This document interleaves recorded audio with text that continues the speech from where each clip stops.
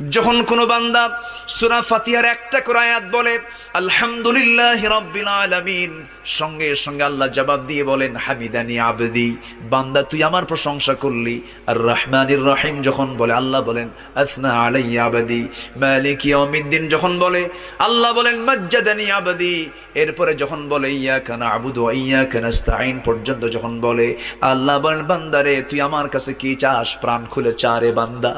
ইহদিনাস সিরাতাল মুস্তাকিম থেকে শুরু করে নিয়া ওয়ালাদ-দাল্লিন পর্যন্ত যখন বান্দা বলে তখন আল্লাহ বলেন বান্দা নামাজের মধ্যে এমন প্রেমের খেলা খেললি বান্দা, তুই যা চাইলি সব আমি আল্লাহ কবুল করলাম। ওই বান্দা যখন রুকুতে যায় আল্লাহ তখন অস্থির হন।